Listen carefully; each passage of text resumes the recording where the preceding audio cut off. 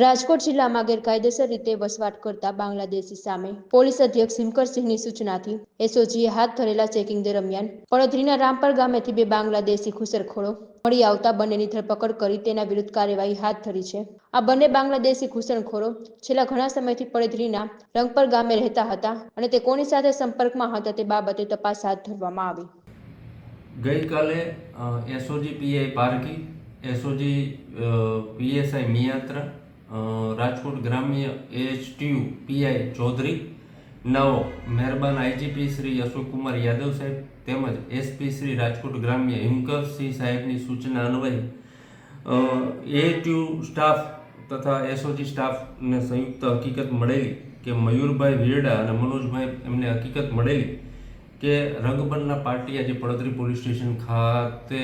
અજાણ્યા માણસોની માહિતી હોય, જેઓ તાત્કાલિક ત્યાં પૂછપરછ કરતા આરોપી અજાણ્યા બે મળી આવેલા, જેનું નામઠામ પૂછતા સુહેલ હુસેન યાકુબ અલી ઉંમર 30, મૂળ વતન મોનીપુરા,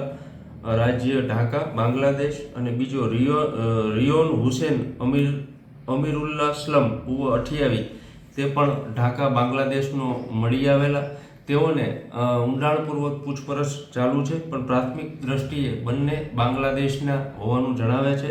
અને તેઓને રાઉન્ડ અપ કરવામાં આવેલા છે અને જરૂરી પૂછપરછ ચાલુ છે। તેમજ આજરોજ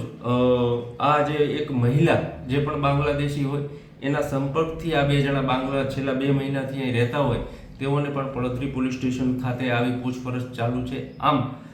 જે ઘૂસણખોરીનો પ્રયાસ કરતા આ બંને બાંગ્લાદેશીઓને આ એક મહિલાઓને એસઓજી પીઆઈ તથા એટીયુ પીઆઈ ચૌધરીઓએ રાઉન્ડ અપ કરેલા છે અને હાલ એની તપાસ ચાલુ છે।